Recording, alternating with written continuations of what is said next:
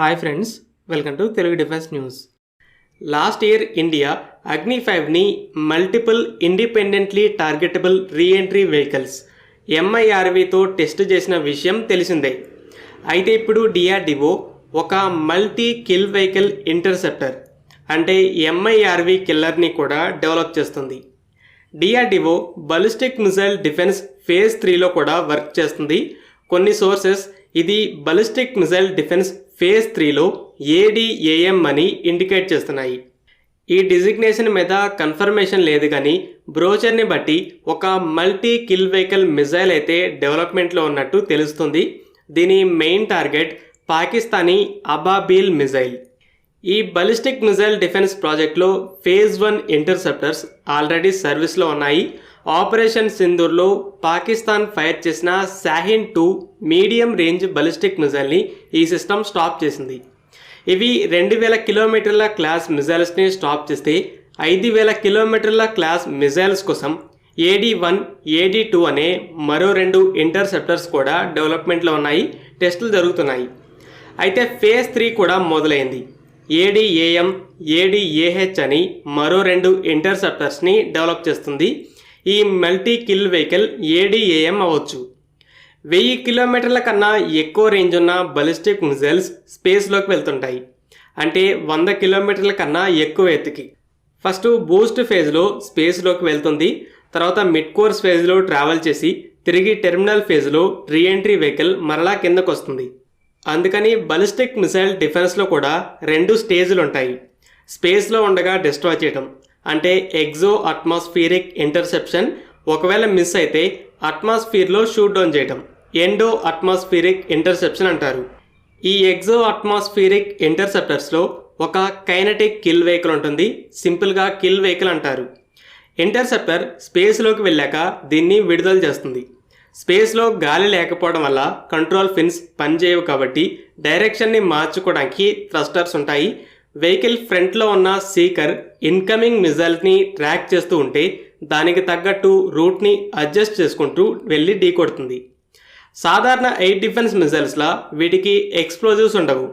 అవి అయితే టార్గెట్కి క్లోజ్గా వెళ్ళి బ్లాస్ట్ అవుతాయి. కానీ ఇక్కడ టార్గెట్ ఎలాగో హైపర్సోనిక్ లేదా నియర్ హైపర్సోనిక్ స్పీడ్తో వస్తుంటుంది.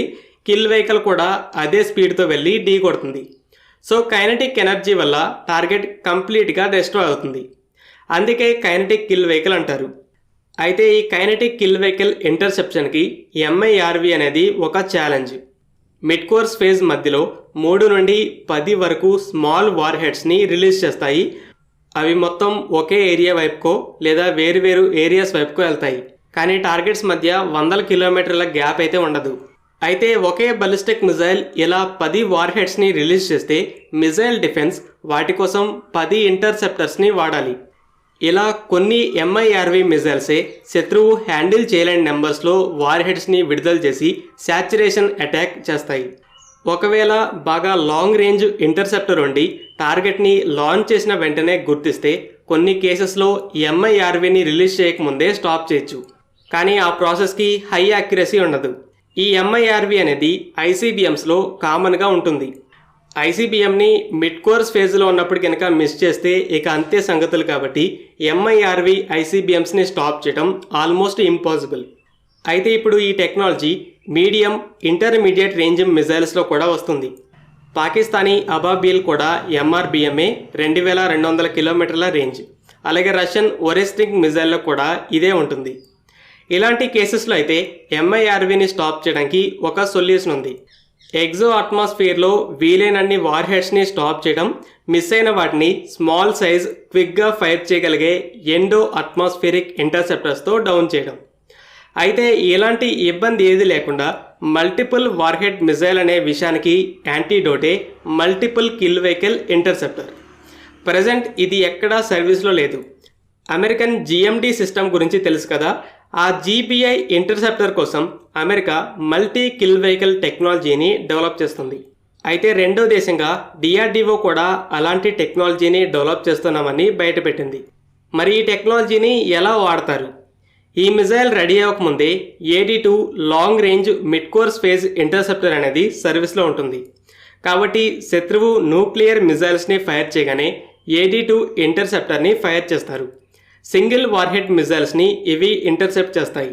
అలాగే MIRV మిజైల్స్లో ఒక్కో వార్హెడ్ నాశనం అవుతాయి.